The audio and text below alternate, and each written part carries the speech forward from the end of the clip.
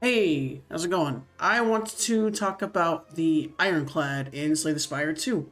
So, in Slay the Spire 1, the Iron Clad was actually like my favorite character. Relatively simplistic character, get to heal every fight, get to deal a lot of damage, get to put up a lot of block. A character of extremes, right? Big damage numbers, big block numbers, and there's a lot of cool ways to get there. There's a lot of different ways to. Obviously, there's like the best builds in Slay the Spire 1, but there's a lot of pathways to find your big, scaling, over the top, fun ironclad builds in Slay the Spire 1. There was an infinite in Slay the Spire 1 as well, but it doesn't touch the infinite in Slay the Spire 2. Now, I'm enjoying Slay the Spire 2 a lot. I'm relatively enjoying the Ironclad a lot. I like the Ironclad's new cards. I like a lot of the new powers. I really like that the thing that makes the giant rocks. I've had some fun builds with that. But I have a big issue with this character, and it goes back to the talk about those infinites. The infinites in this game, at least for the Ironclad, I haven't played much of the other characters. The infinites in this game seem way too easy to put together. You're dealing with a lot of pressure in the first act of the game, sure. But by act two, you've got your deck put together. You're just kind of infiniting your way through. And I'll explain how the infinite works if you don't know. Now, people discover these infinites pretty quickly. These are like day one infinites, I'm not digging up any new tech, any new spice, any new thing that hasn't already been discovered, but I do want to talk about it. There's cards like Pommel Strike and cards like Spite.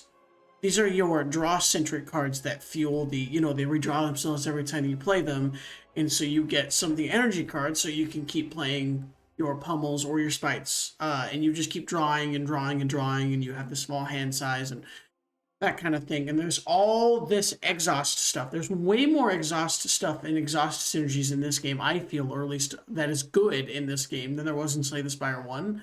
And it makes it so that you can set this up really easily. I have some gameplay going on in the background. I actually recorded this video once. I'm re-recording over that footage because I didn't really like the way the video turned out. But once you get this kind of insane, I'm going to exhaust all the cards in my deck, I'm going to use Brand to turn on Spite, and just do the same thing. It's very repetitive. And like I said, it's very easy to set up. The biggest thing about this combo, this infinite combo for Ironclad, is that you're mostly playing good cards. Unless you transform into cards like the Stampede Power you see in my hand right now, unless you transform into cards that you don't really want, it's really easy to only have good cards in your deck and still be infinite capable. Like, you don't have to play weird, like, Havoc type cards or the two energy deal 17 damage. Like, you don't need that. You don't need to do that. You don't need to waste your time with that stuff. You can just put in the best and most efficient cards for the Ironclad anyways, and they just happen to go infinite, and I think that's a problem with this character. I think the character has tons of potential. I think the character has a ton of fun new cards that I think unfortunately just kind of get outshined by the prevalence of the easy infinite combo that you can achieve with this character. And I want that to be fixed because part of the fun of Slay the Spire is your runs are always different. There's always these new paths, there's always different avenues, there's always different builds. There's so much expression and creativity that you can have in your runs that the very prevalence of these infinites kind of diminish.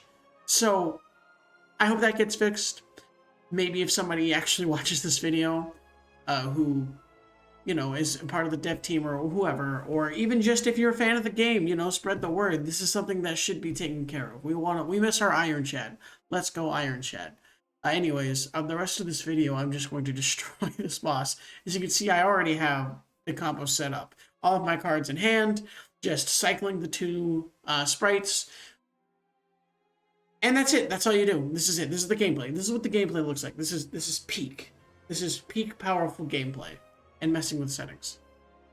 But that being said, that's about all I have to say. I hope this gets fixed. I don't want to ramble on for too long. Enjoy the rest of your day, and I hope you enjoyed the video.